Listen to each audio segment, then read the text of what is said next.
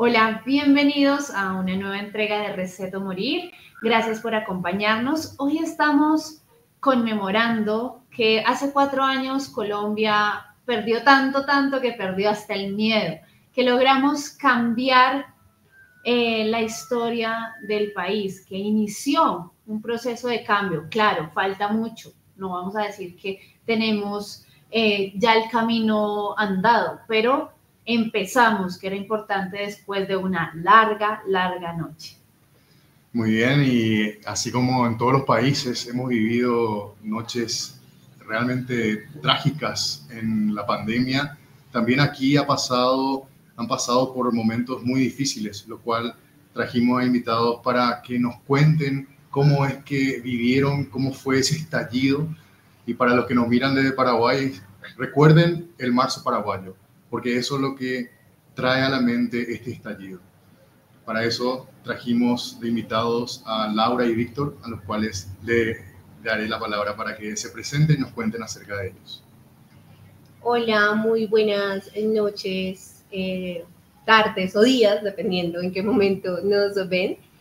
Primero agradecerle tanto a Yomar como a Jeremías por este interesante espacio de intercambio. Mi nombre es Laura Bocanegra, yo hago parte de organizaciones sociales en la ciudad de Bogotá, específicamente en la localidad de Engativá, organizaciones que hicieron parte activa del estallido social. Y bueno, además de eso también hago parte de una de las organizaciones políticas que integran el pacto histórico en Colombia, que es el partido de gobierno en este momento. Bueno, un saludo para las personas que nos están viendo. Mi nombre es Víctor Ocampo. Gracias por la invitación. Yo hago parte del movimiento social de víctimas y derechos humanos del suroccidente colombiano, sitio desde donde se sintió con mayor fuerza la represión durante el estallido social. Allá se vivió una verdadera guerra, una lucha con todos los aparatos represivos del Estado en contra de la juventud, de los movimientos sociales, de la sociedad civil, de las expresiones culturales que venían adelantando pues, un justo reclamo frente a las situaciones de injusticia social que se estaban presentando. Gracias a nuestros invitados. Bueno, no. Hablemos un poco de los contextos de los territorios. ¿Por qué se da este estallido social?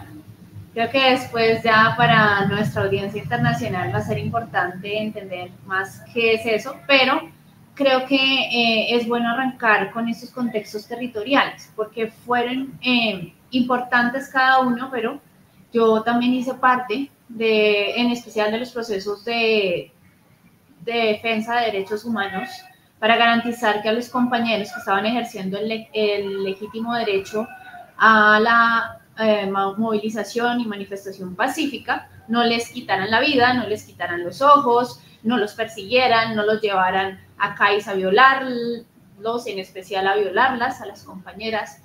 Y bueno, tantos otros vejámenes que todas las organizaciones defensoras de derechos humanos de carácter internacional ya han señalado, pero además han generado fallos en contra del Estado colombiano debido a los innumerables casos que se llevaron a cabo por parte de las fuerzas del Estado contra los manifestantes.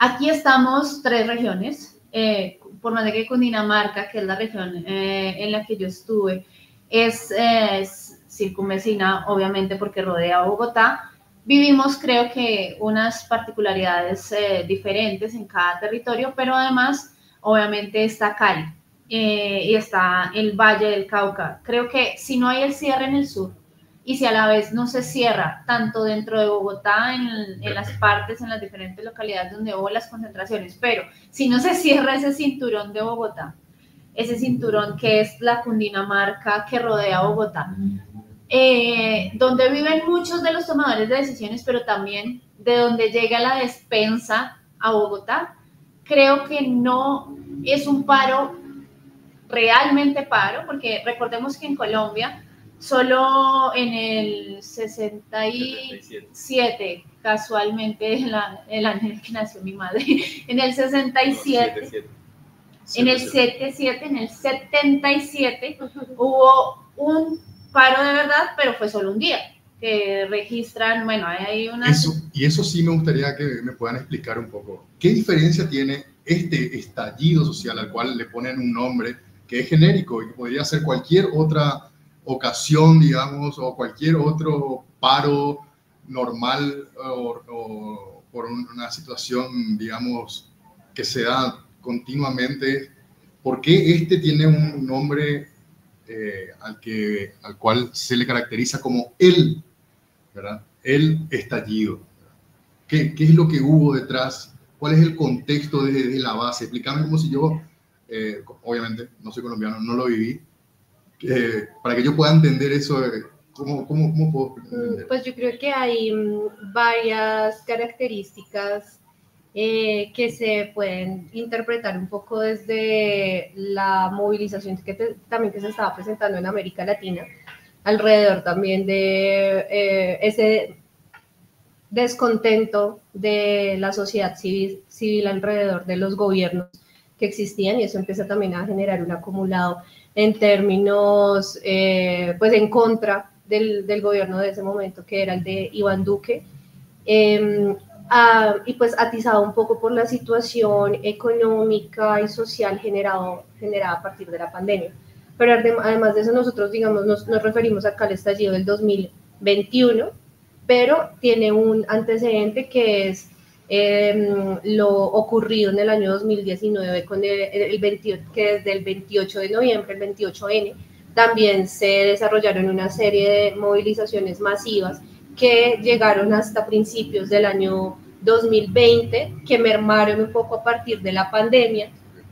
Bueno, un poco no, en realidad totalmente, porque nos encerraron, no había manera de salir a movilizarse, era ilegal salir, básicamente, entonces merman en ese momento, pero que vienen de un acumulado de ese descontento social, también a partir de la falta de implementación de los acuerdos de paz, que pues recordemos que en el 2016 se firma el acuerdo de paz, y la poca implementación tiene como consecuencias el recrudecimiento del conflicto armado en muchas regiones del país, la reorganización de grupos armados ilegales que al no encontrar garantías en el gobierno de Iván Duque, pues deciden volver en armas, y pues ya con unos objetivos muy diferentes a los objetivos políticos que reconocíamos en las guerrillas de las FARC. En ese contexto, en 2019, pues también hubo una movilización, como les decía, que más o menos hasta 2020, en el momento en el que se declara la pandemia y nos envían a cuarentena, pues ya no había manera de seguir movilizándose, pero ya había una semilla de descontento en la gente. Yo creo que, aparte de los antecedentes que ha contado Laura, es importante mencionar varias cosas. Los movimientos sociales en Colombia han tenido una historia muy fuerte de organización, resistencia y de capacidad para avanzar en diferentes intentos de paros y de dinámicas de huelga. Solamente hubo un gran paro nacional, que fue el del 77, que ya lo refería Giomar, que fue el paro cívico del 77, donde todas las centrales obreras lograron ponerse de acuerdo para bloquear las ciudades. Pero al no haber una capacidad articuladora y una forma eficiente de comunicación, ese paro no logró un pliego o una agenda de negociación fructífera que transformara la dinámica social y política en Colombia. Sin embargo, es histórico, ¿no? Claro, sin embargo. Porque es el único paro de verdad, que paró el país. O sea, que si pudieran decir cuál es.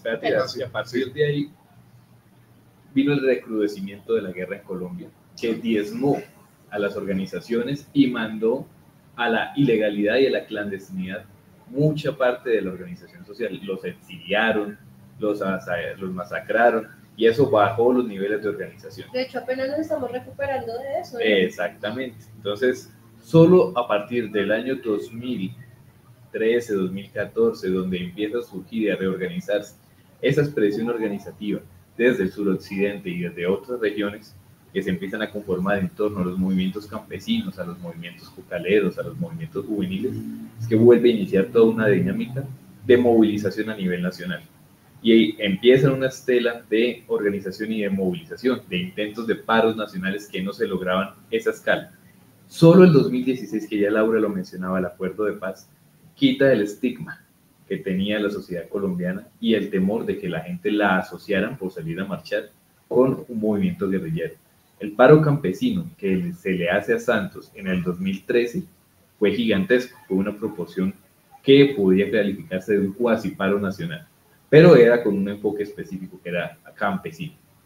Posterior a ese viene una agenda de dinámica estudiantil, que es la que inicia con diferentes expresiones donde salen unas reivindicaciones, sale el paro del 2017, sale el paro del 2018, que fue anterior al del 2019, que se da el pliego estudiantil de la UNES, de los diferentes movimientos, que es el incipiente embrión de lo que sería esa expresión posterior.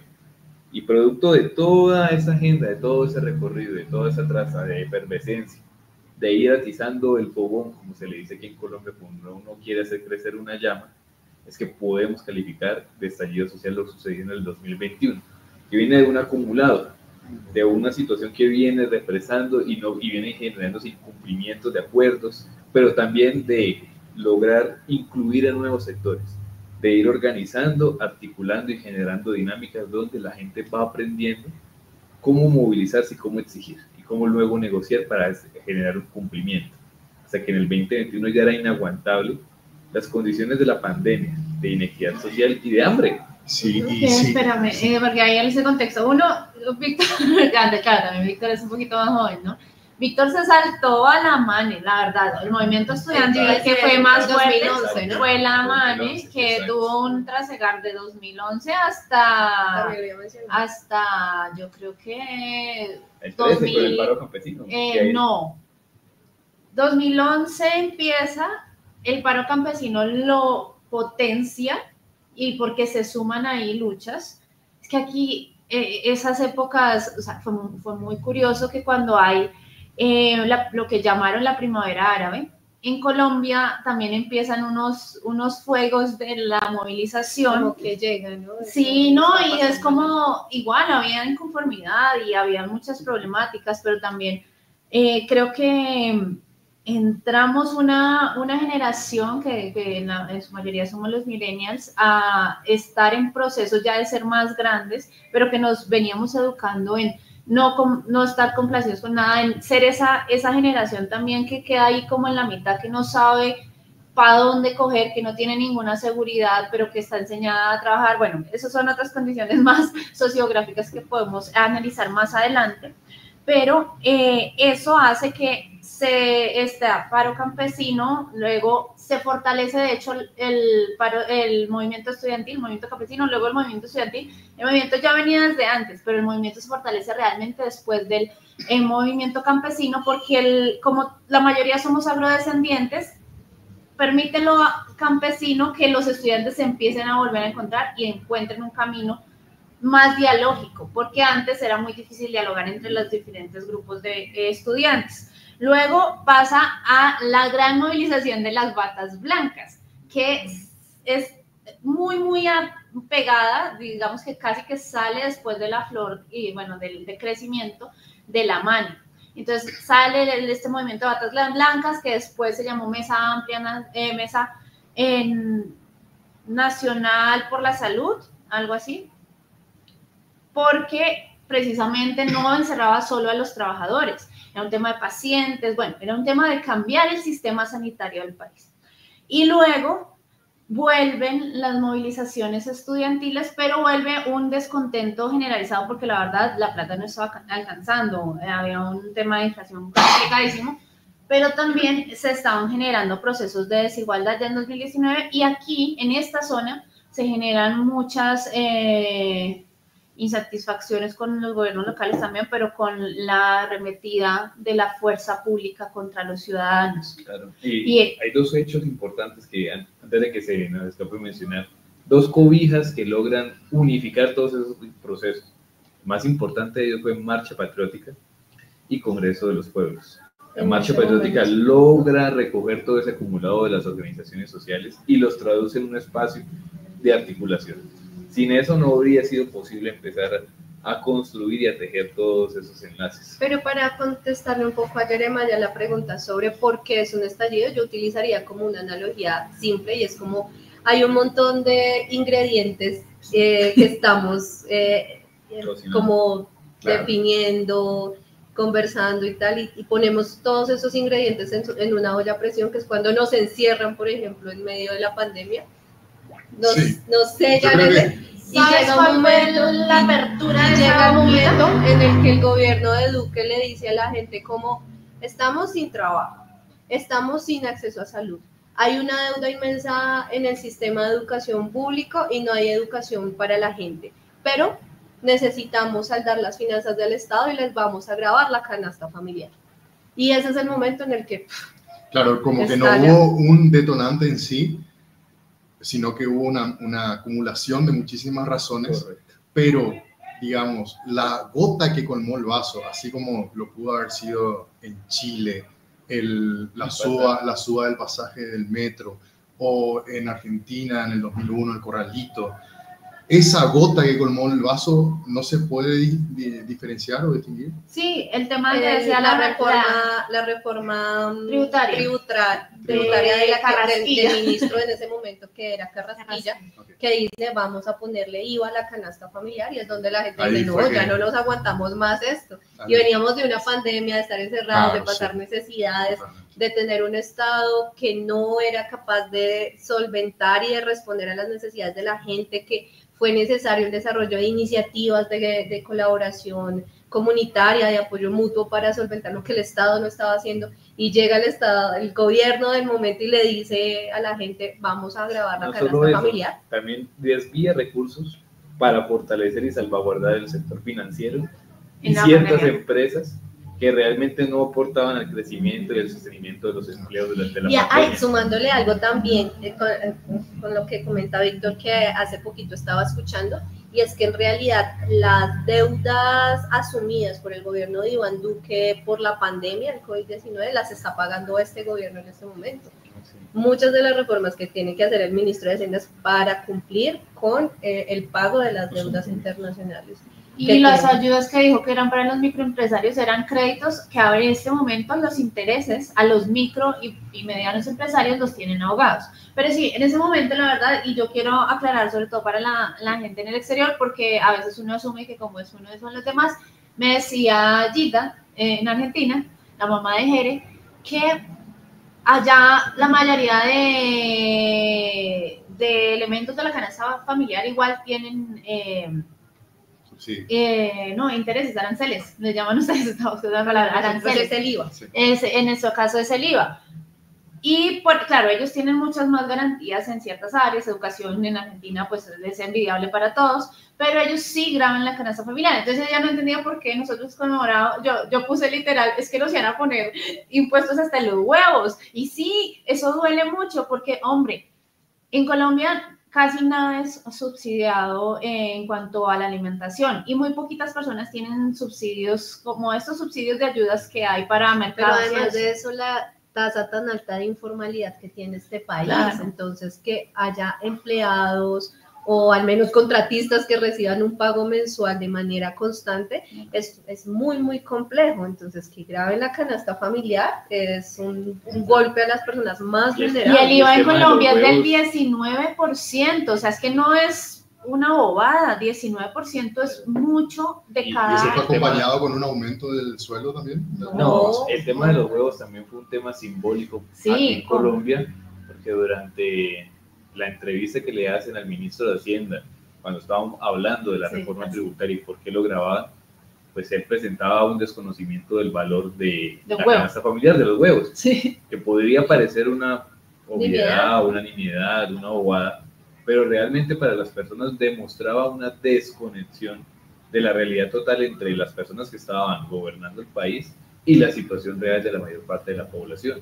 Punto donde el gobierno nacional sacaba indicaciones alimentarias para cuidar a la población, donde le decían coma frutas, coma para subir las defensas, coma y el gobierno quería cobrarle más a la gente. No, y claro, cuestiones que no eran de consumo cotidiano, incluso antes de la pandemia, que eran porque es que ¿qué come la gente humilde acá? Arroz y huevo, plátano frito, ¿sí? No, pero además, y grabar esos alimentos, pues imagínate. Pero además es que la verdad, o sea, uno hacía incluso seguimiento a las familias cercanas a uno. A mí me pasó en Cundinamarca. La mayoría resulta que eran personas que como no eran formales, vivían de la informalidad. Evidentemente si cerraban, o sea, si dejaban de trabajar un día, no tenían dinero. Habían casas donde se estaba comiendo una vez al día. Pues porque una vez. Es la informalidad, era lo que le iba a comentarle a Jeremiah. Así hubieran subido el salario, digamos, cosa que no fue así. Así lo hubieran subido es para las personas que están formalmente empleadas. Aquí prima la informalidad, ¿sí? Y por eso es que la gente tiene que vivir del rebusque. Así que si le suben al huevo es de verdad. La verdad que es un contexto que se replica en muchos países de Latinoamérica, yo diría en todo, ¿verdad? Pero sí, se nota mucho que esto es un cotidiano y que no gozan de la regularidad en su trabajo. Claro. Pero además imagínate, yo trabajo en salud y nosotros obviamente les recomendábamos a las personas no salga de su casa porque no solo es por su bien, sino por el de su familia y de las personas que puede estar infectando. Usted puede no estar enfermo, pero puede ser una se muere de hambre metido en la casa. Eso nos decía la gente. Yo prefiero morir buscando el dinero y que mi familia tenga que comer y no morirme de hambre y ver a mi familia morir de hambre. O sea, a esa situación llegamos en el país y llegamos en todas partes y que nos fueran a dejar sin poder comprar lo básico que eran huevos, arroz, el frijol, la arveja, absurdo, era absurdo. ¿Y en qué fecha ocurrió el estallido? ¿Qué mes? El 28 de abril, por eso es que estamos conversando de eso, porque en el 28A conmemoramos que se declara de manera nacional la continuidad del paro. Del paro que venía del 21N. Exacto. 21 de noviembre del 2019. Entonces, el 28 allá la gente no se volvió a entrar a las casas y decretó de manera espontánea. ¿Y duró hasta? Duró como hasta depende de la región, más o menos. Depende de la región, pero, o sea, paro total en suroccidente y en el centro del país logramos a tener 20 días. Después habían actividades también que seguían, pero 20 días en que el país, y sobre todo el centro del comercio internacional y el centro financiero y político, se quedó quieto, 20 días quieto, absolutamente quieto. Que finalmente no teníamos que perder, ¿no? Y no teníamos ni trabajo, ni estudio, ni garantías de nada. Era como salir a la calle a exigir lo poco que nos queda o yo no morirnos sé si a ustedes les pasó, pero yo me acuerdo que, hombre, y fue para mí un shock porque era Sabana Centro y es una zona supuestamente privilegiada. Y yo tenía casos de chicos y de señoras que iban a la olla a cocinar porque decía, acá yo les ayudo a ustedes en esto, pero al menos sé que yo y mi familia vamos a tener un plato de comida de lo que hacemos acá en la olla. Y también la solidaridad de la gente dejándonos para hacer la olla, para comer, para mantenernos con comida, era hermoso. Es que hubo un antecedente también, que eran las banderas que se sacaban para las situaciones cuando se necesitaba pedir hambre. O sea, llegó un punto donde la expresión solidaria dijo, bueno, saquemos unas banderas para saber qué casas están aguantando hambre, y de repente casi toda la población era poniendo la bandera roja. Exacto, donde se demostró que toda la población... La bandera roja significaba que estaba pasando hambre y que estaba buscando una muestra de solidaridad. ¿Y de dónde sacaron ese concepto? No, fue espontáneo. O sea, todo fue espontáneo. Así como también fue espontánea las muestras de organización comunitaria de apoyo mutuo que se desarrollaron en ese momento y que eso pasó. Y que la respuesta del Estado, en vez de respaldar o acompañar eso, fue poner multas y persecución. Persecución a las personas que decían salir a repartir policiva, represiva. De persecución. Exactamente, de persecución total. Entonces la gente generó una desconfianza aún mayor frente a la institucionalidad y frente al gobierno de Iván Duque. Se sentía un resentimiento total por la misma dinámica en la cual el gobierno demostró una posición aislada y desconectada de la realidad de la gente. Exactamente. Y pues el gobierno de Iván Duque termina con una deslegitimación total que da paso pues al gobierno actual, que aunque creo que hay que hacer la claridad que el estallido social no pretendía en ningún momento poner a Gustavo Petro de presidente, es un efecto colateral, si se quiere, del cambio que estaba gritando, de que la gente está exigiendo algo diferente. Puede mostrar con el mismo resultado electoral. La gente quería un cambio y el cambio se expresó en personas que eran por fuera de la dinámica tradicional. Por eso Rodolfo Hernández, también a pesar de que para nosotros representa un proyecto de derecha, para algunas personas era un proyecto distinto dentro de la derecha. Sonaba distinto. Exacto, sonaba distinto. Sí. Por eso el tipo también logra ese acumulado y todos los políticos tradicionales tenían un bajo margen de aceptación. A mí me gustaría que habláramos también un poco sobre la violación de derechos humanos claro. en el transcurso del estallido, ¿no? Aquí tenemos la particularidad de que los tres somos defensores de derechos humanos, los tres fuimos de los cuerpos de derechos humanos que acompañaron la movilización y obviamente nosotros teníamos un rol más allá del activismo social, de proteger la vida y preservar la vida en unos momentos de tanta tensión y de tanta fuerza dispuesta contra gente que la verdad la mayoría estaban indefensos y no tenían preparación. No sé, bueno, en Bogotá de pronto sí, no sé Cali, pero la gente de Cundinamarca es gente totalmente pacífica, claro. Eran personas realmente indignadas con argumentos y muchos jóvenes que estaban también cansados de la problemática, pero ninguno tenía acercamientos a nada que tuviera que ver con este tipo de confrontación. Y fíjate que se desarrolla una dinámica igual en el marco de la solidaridad y el apoyo mutuo, lo pondría yo,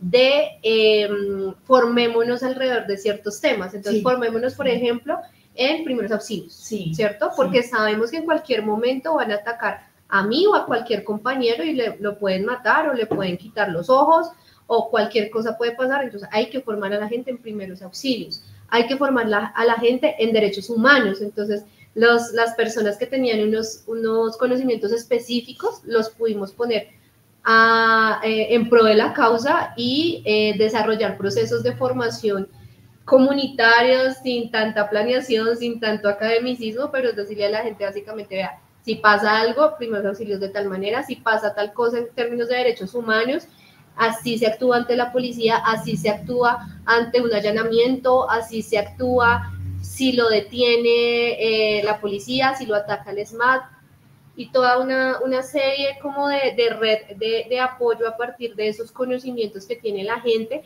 Las ollas comunitarias, incluso lo que decía Yomar, implica, para muchos la olla comunitaria era la única comida que teníamos en todo un día de movilización. Y sabíamos que recolectar para la olla, que las donaciones, que incluso aprender a hacer una olla, porque eso no, uno puede cocinar en su casa la comida para su familia, pero aprender a hacer una olla comunitaria que pueda alimentar a 100 a 200 personas es todo un proceso de aprendizaje.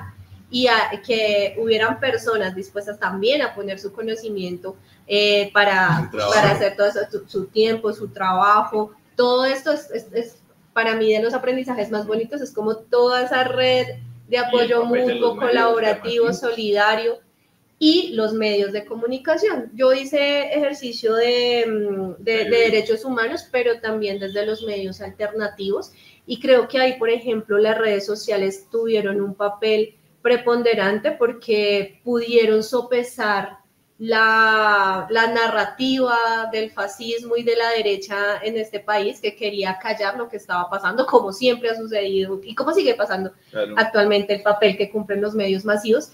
Pero los medios alternativos, yo por ejemplo recuerdo mucho a mi mamá, yo llegaba por las noches después de movilizarme todo el día y mi mamá estaba viendo los en vivos de lo que estaba pasando en cualquier parte del país.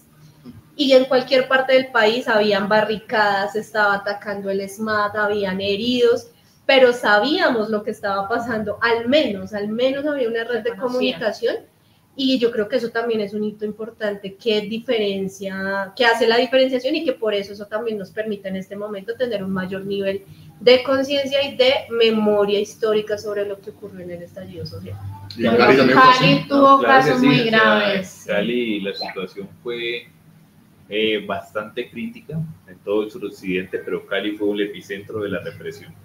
Cali se vivió con mayor fuerza la movilización, se vivió también con mayor fuerza la represión, porque son ciudades que vienen de dinámicas organizacionales muy fuertes. En el Cauca, el CUPSOC, el sector indígena, el sector campesino, siempre ha bloqueado la vía principal, que es la Panamericana, la que conecta el Cauca, el sur del país, con el Ecuador. Entonces allá no iba ya el ESMAD a pelear, sino que iba una fuerza especial del ejército para antimotines. Entonces toda esa capacidad represiva la aplicaron en un teatro de guerra y operaciones que montaron en la ciudad de Cali, y en la ciudad de Popayán. Por eso fueron las ciudades con mayor número de personas asesinadas, desaparecidas, de mayor también resistencia, porque se resistió de una forma muy fuerte, y los medios alternativos fueron los que lograron posicionar los ojos del mundo sobre estas realidades.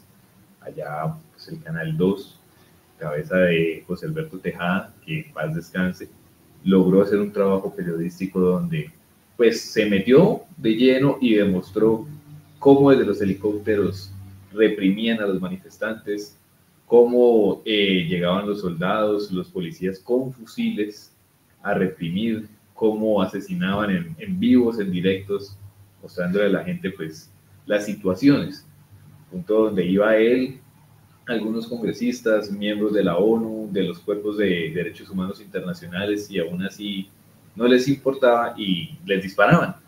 Llegaba al punto del descaro y de la represión, donde ya el general Zapateiro, que era el general de las fuerzas militares de la época, suplanta la autoridad civil del gobierno de la alcaldía de Cali, de Jorge Iván Ospina. Él decreta un estado de excepción para recuperar las comunas de la ladera y envían militares a que vayan avanzando calle por calle. Eso genera pues un derramamiento de sangre muy grande que a hoy no se ha logrado esclarecer en su totalidad. El Tribunal Popular de Derechos Humanos tiene un capítulo para Siloé, tiene un capítulo especial para muchas situaciones que pasaron en el Valle del Cauca, porque pues ahí fueron donde se desarrollaron todas estas situaciones, esas coyunturas particulares. Bueno, ¿qué más pueden contarnos acerca de ese tiempo? O sea, ¿cómo terminó esto? Pues, ¿Cómo se terminó todo este proceso? Después de cuántas víctimas, después de cuántas personas que perdieron tal vez un ojo, después de cuántos números que terminaron resultando o dando el beneficio después de la finalización de este. Yo quisiera, antes de contestar con los números, que mira que sí hace un ratico para el espacio los estaba repasando, quisiera también hacer como un comentario, por ejemplo, acerca de lo que ha significado para las personas que participamos en el estallido, un poco las consecuencias, incluso para la salud mental, para retomar las actividades cotidianas, porque claro, eso es algo de lo que no se habla, ¿no? ¿Qué pasa después?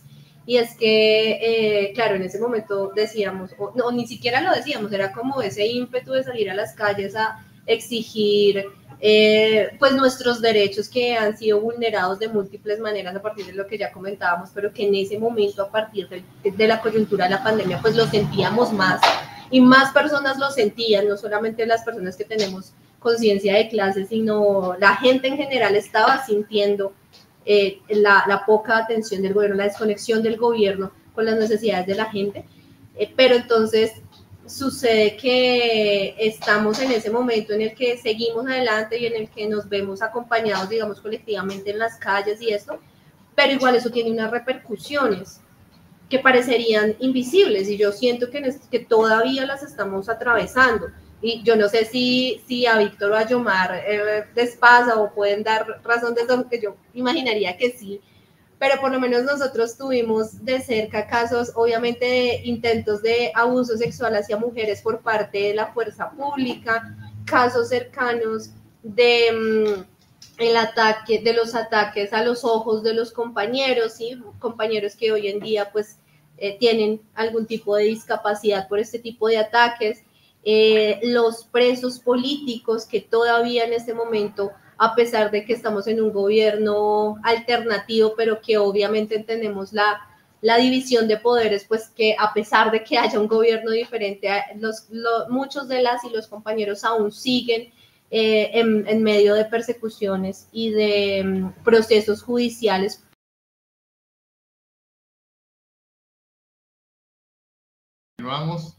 Continuamos con este podcast porque hicimos un pequeño break para disfrutar la riquísima pizza que nos otorga la pizzería Perliday, que también nos da este espacio para poder hacer el podcast. Así que muy agradecido a ellos, una pizza italiana, así que lo que quieran venir a probar, están más que invitados acá enfrente de la universidad por la 25F.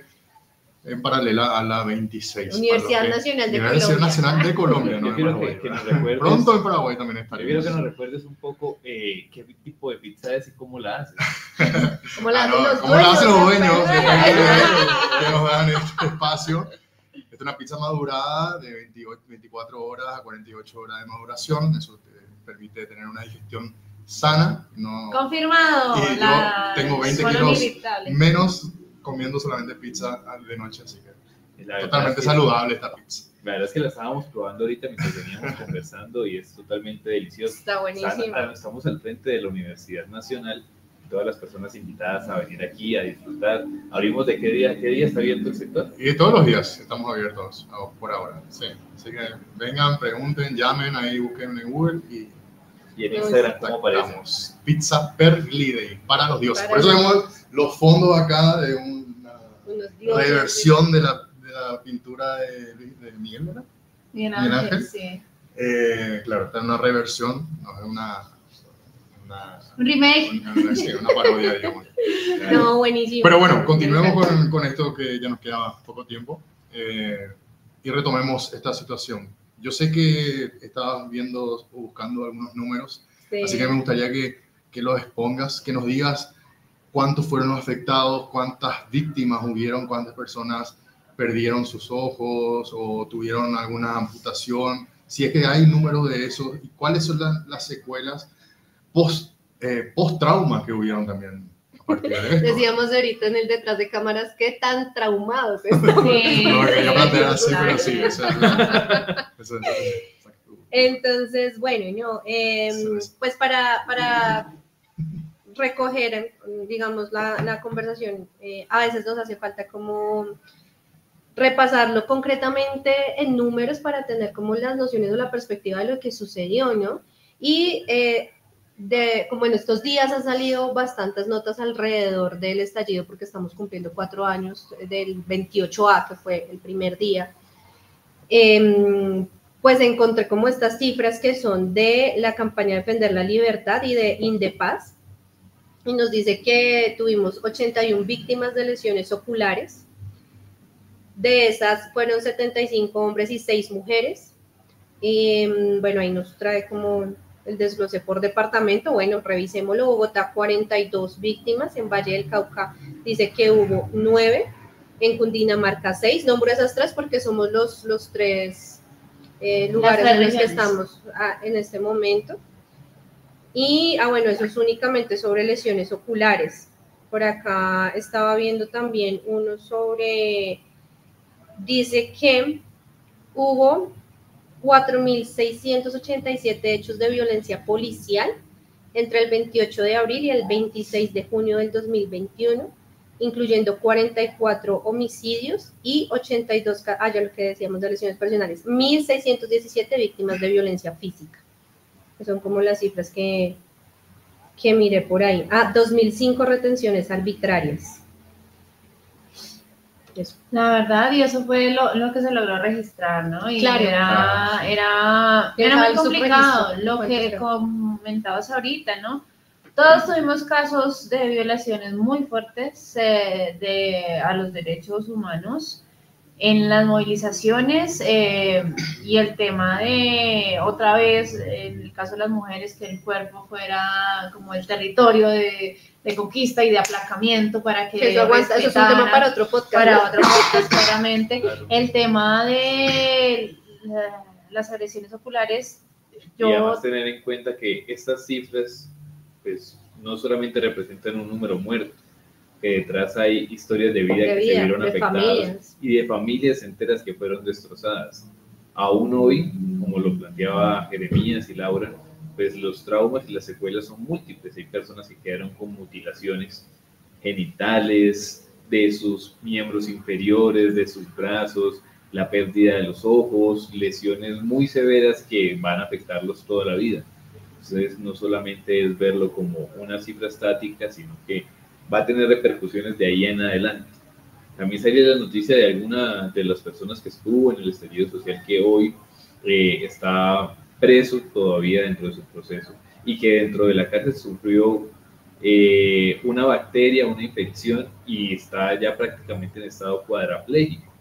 Es decir, no solamente ha generado esa situación puntual, sino que se han derivado otras consecuencias y otros hechos victimizantes, como este producto caso de las puntual, violaciones producto de esa derechos violación. humanos. Claro, o sea, sigue ahondando porque esa sí no es la punta del iceberg. No, y además yo creo que tocaste un tema bien importante y es las judicializaciones que se hicieron de manera arbitraria y a veces endilgando a los y las manifestantes como delitos que no cometieron ni hicieron procesos express, por llamarlo de alguna manera. Y a hoy, y yo creo que esa sí es una deuda y hay que señalarla, me parece importante señalarla porque como defensores de derechos nos duele que haya compañeros que por el derecho simple a la manifestación y sin generar ninguna afectación ni ningún delito, solo porque les hicieron casos express, estén problemados, estén en la cárcel o en casa por cárcel, con una afectación en sus temas económicos, con una afectación de por vida en su currículum, claro, en su historia de vida, tengan esa afectación y hasta hoy a casi ninguno se le haya solucionado el tema. Duele mucho porque además, si bien, bueno, Víctor es abogado y hubo muchos abogados que hicieron ese trabajo voluntario de los primeros auxilios jurídicos que también se hacían. Hombre, muchos pelados no contaron con eso, muchas peladas no contaron con eso. Yo conozco casos, sobre todo conozco varios casos de Boyacá y de mujeres que les dañaron la vida con estas acusaciones, tienen casa por cárcel, etcétera, sí, pues eso porque se les logró eso, pero sus casos siguen, no se resuelve nada y es frustrante. Yo no sé si ustedes conocen esos casos y pues como que piensan al respecto porque eso duele, es como que dejarlos abandonados. Además que pues yo quisiera anotar con lo que plantea Yomar y es cómo se criminaliza la movilización social y sobre todo a la juventud, que es la que mayoritariamente ejerce ese derecho, ¿no? Y cómo tratan de transformar lo que realmente estaba pasando, que era la indignación, la justa rabia, la rabia digna, en cargos como concierto para delinquir. Jóvenes con jóvenes que simplemente sienten la voluntad de salir a manifestarse y exigir sus derechos, no solo los individuales, sino también derechos colectivos, con causas en las que se construía también una red comunitaria de apoyo en muchos sentidos, y lo que para el establecimiento de Colombia implica eso es un concierto para delinquir, es terrorismo, es asonada, es una serie de delitos que todavía cuestionamos mucho la manera en la que se ha llevado a cabo esta estigmatización hacia la juventud y hacia la gente que se manifiesta. No, total, o sea, hay que generar actos de reparación, cambios que aún no se han dado por parte de la bancada congresional, que es la reforma policial. Fue una de las aspiraciones con las que se llegó por parte del gobierno y no hemos logrado sacarlo adelante. Han habido iniciativas, el representante de la Cámara, Lirio Uribe, estaba dando la pelea, el senador Iván Cepeda, pero no se ha logrado por falta de voluntad de las otras fuerzas políticas. Esto aún se espera un largo camino para esas transformaciones y poco a poco hemos ido dando pasos hacia esa concreción de un Estado que garantice los derechos humanos. No sé si de pronto desde lo internacional, ¿tú crees que qué preguntas? Porque claro, nosotros lo vivimos. A mí me gustaría saber, digamos, qué avance tuvieron a partir de eso. O sea, hoy, ¿qué palpan, qué conquistas palpan de ese momento? Primero, tumbamos esa reforma tributaria en ese momento, ¿cierto? Y la de salud, y había otra que estaban cursando, porque en ese momento también se cae una... No era como la reforma a la ley 30, eso fue en el 2011, la mano. No, también había una reforma a la ley 30. A la ley 30. No, yo me acuerdo que salud sí estaba. Esa es la de 2019. Ah, esa es la de 2019. ¿Y en qué consistía esa reforma? Y pues obviamente la llegada de Petro, yo creo que eso es como lo dije, no era la voluntad. Movimientos sociales. No era la voluntad. No, o sea, nosotros no salimos a decir es que Petro era la apuesta de la movilización. No, pero fue una consecuencia y eso implica una transformación tanto en el pensamiento de la gente como un inicio en una transformación de las instituciones que dejen de estar al servicio del establecimiento y que empiecen a estar al servicio de la gente, camino que todavía es largo, pero ahí vamos. Yo creo que otra de las ganancias también que siento que experimentamos a partir del estallido es la juntanza popular, la juntanza alrededor de las ollas comunitarias, alrededor de los eventos culturales, de las manifestaciones diversas culturales, porque después de que empezaron a mermar ya las movilizaciones masivas de solo salir a la calle, lo que empezó a verse era tomas culturales, conciertos, sí, diferentes manifestaciones culturales. Creo que eso es una ganancia gigante y creo que todavía, a pesar de que en este momento hay una especie de rezago y de quietud de los movimientos sociales, si se quiere, esa semilla aún está. Creo que incluso muchos de nosotros nos relacionamos y construimos redes alrededor de habernos encontrado en las calles y habernos encontrado en esa causa común, que era la exigencia de derechos y la reivindicación por una vida digna para todas y para todos. Y aún seguimos en los territorios trabajando por eso, desde nuestra perspectiva, ya sea la de derechos humanos, ya sea la de la comunicación alternativa, ya sea la defensa del medio ambiente, ya sea la educación popular. Pero a partir de eso yo creo que una de las cosas que nos deja el estallido es podernos encontrar ahora en esos escenarios de reivindicación desde esas otras perspectivas, pero reconocernos un poco más entre nosotros. Sí, sin duda para muchos fue una plataforma política desde el presidente mismo hasta para también un impacto para las próximas generaciones, ¿verdad? Yo creo que los jóvenes de mucho menor edad, ustedes, ¿verdad? Los jóvenes adolescentes que vivieron en ese momento, obviamente que van a tener en su recuerdo que hubieron personas que sí estuvieron dispuestas a dar su vida por reclamar derechos de los cuales se estaban metiendo mano, ¿verdad? Entonces creo que eso también va a generar un impacto y es algo que se siembra, es una semilla que se siembra en cada lugar en donde hay un evento así.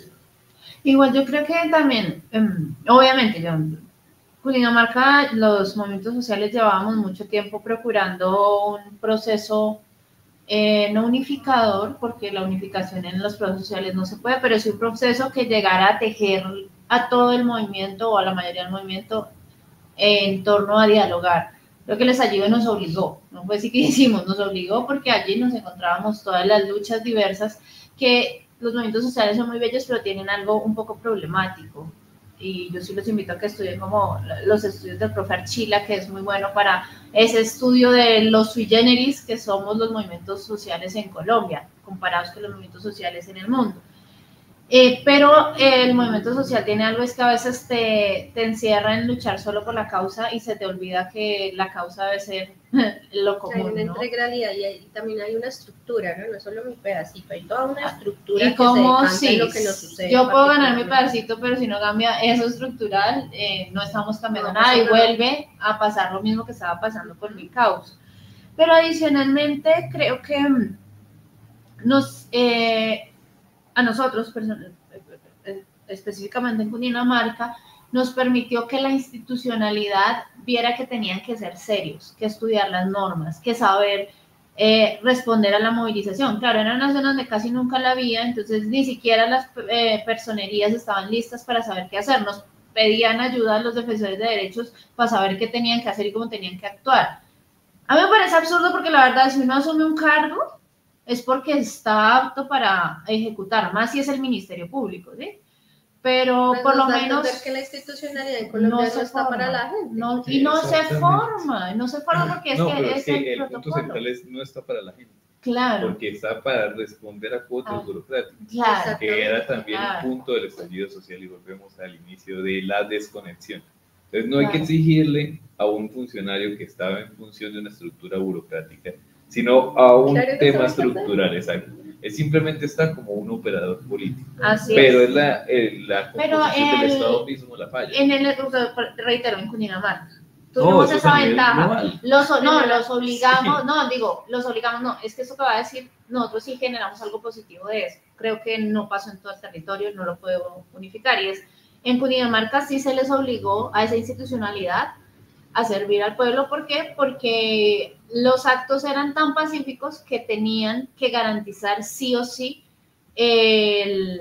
el bienestar de las personas, a pesar que lastimosamente en Sabana de Occidente nosotros tuvimos 3 asesinatos, eso no se puede llamar de otra forma, fueron asesinatos a muchachos movilizándose en movilización, pero creo que de todos los departamentos fuimos de las mejores cifras comparado con la cantidad de personas que salieron a movilizarse. ¿Qué otra cosa nosotros podemos? No, el tema de seguir trabajando juntos a pesar de las diferencias, creo que se logró entre todo. Y el tema de conocernos, yo no sé si en el Valle pase parecido, Bogotá pues obviamente a pesar de ser tan extenso y tener tanta gente, lo que es la población que se articula en organizaciones sociales se conocen, pero Cundinamarca tenía la particularidad también por unas características topográficas, que es un departamento con la montaña atravesándolo y bueno, etcétera, que nosotros casi que no nos conocíamos con los, o sea, sabíamos y por temas de redes, etcétera, pero no nos conocíamos de en vivo y en directo, y después se tejieron muchas redes que permitieron esa conexión. Yo creo que eso fue muy bueno, el volver al tema de la solidaridad, entender que teníamos que cuidar del otro. Eso fue muy bonito. Parte de las cosas que avanzaron, que faltan muchas más, claro, pero creo que eso avanzó, no sé, en Cali. No, en Cali la dinámica de juntanza se expresó en un momento donde había que hacerlo porque el enemigo común era la institucionalidad. A hoy hay unas dinámicas donde por falta de una comprensión de la porosidad dentro de la democracia y el modelo neoliberal, pues esto no ha concretado en una agenda común. Pero eso es, como tú lo planteabas, algo normal dentro de los movimientos sociales.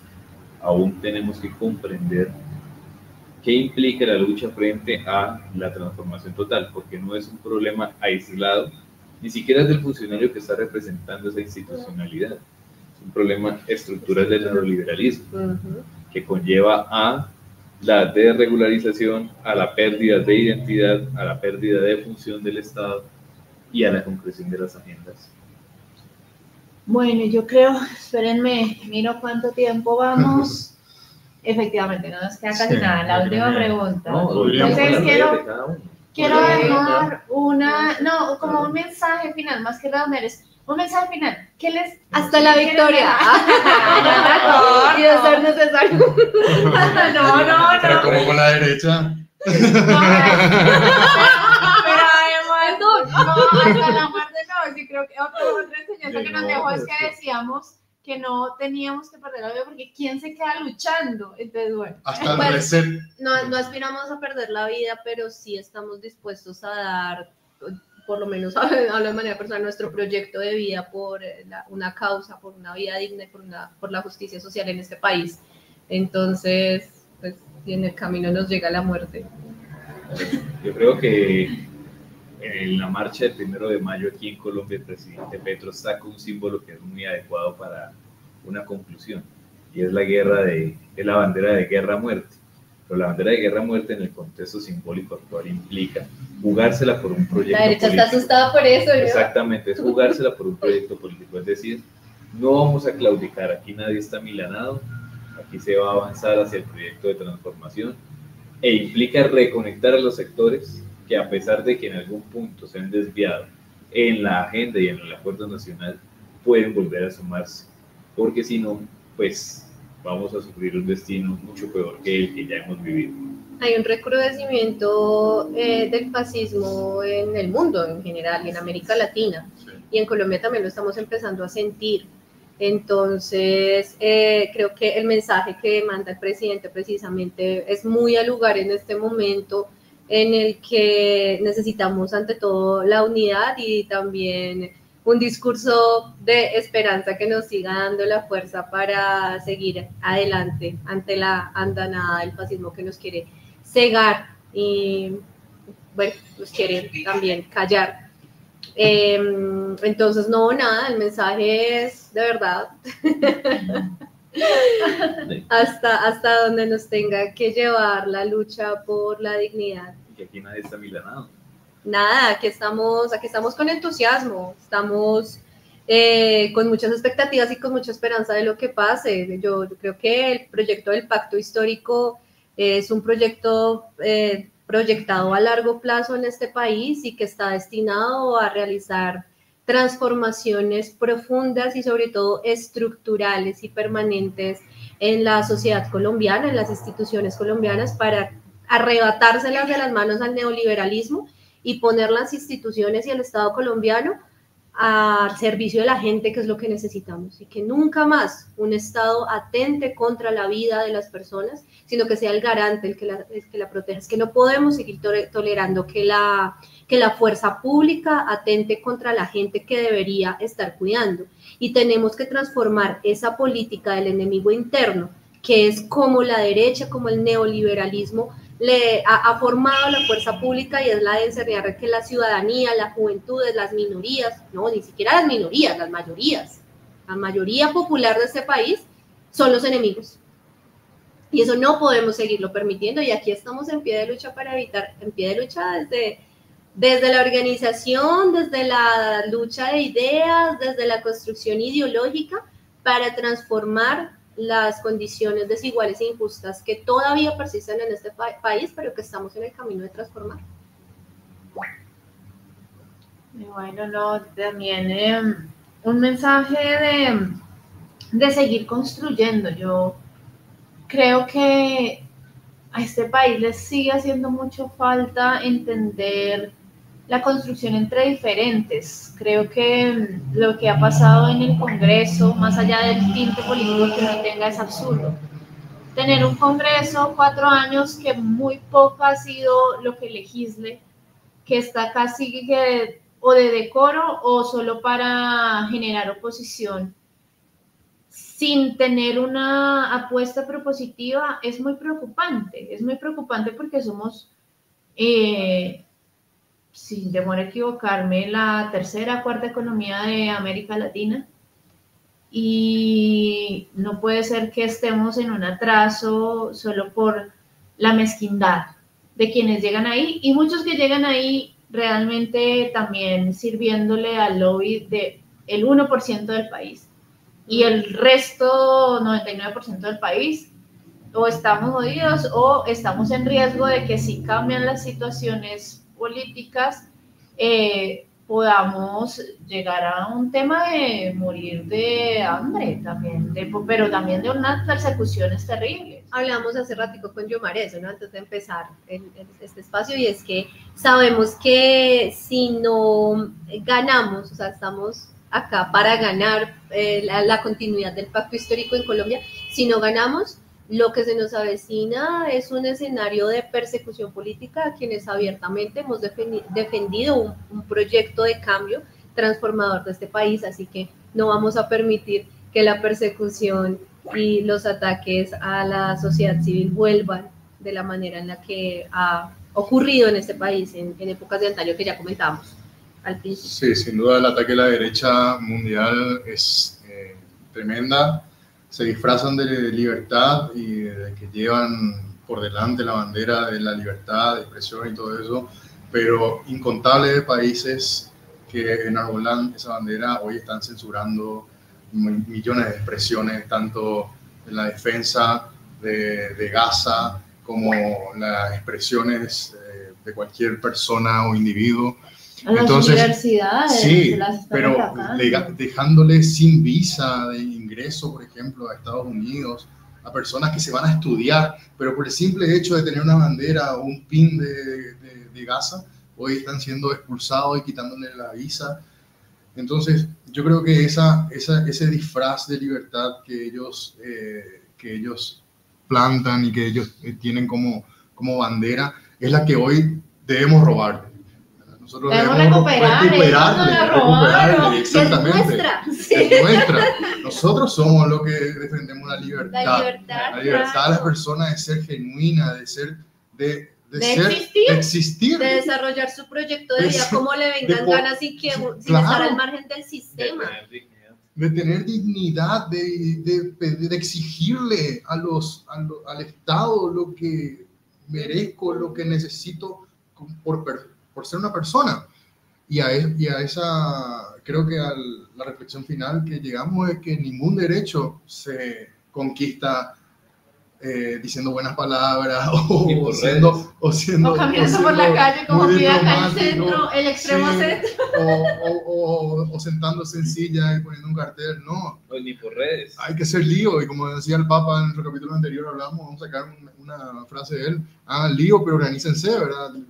Le decía a los jóvenes, porque el joven es revolucionario, ya lo decía Allende. Sería una vergüenza que un joven no sea revolucionario y que bueno, creo que la juventud está cooptada por ese mensaje totalmente erróneo, ¿verdad? Y que tenemos que volver a plantar la semilla de la verdad en este caso. Total, entonces no se dejen engañar si les hablan de libertad, de libre cambio. Esa no es la libertad.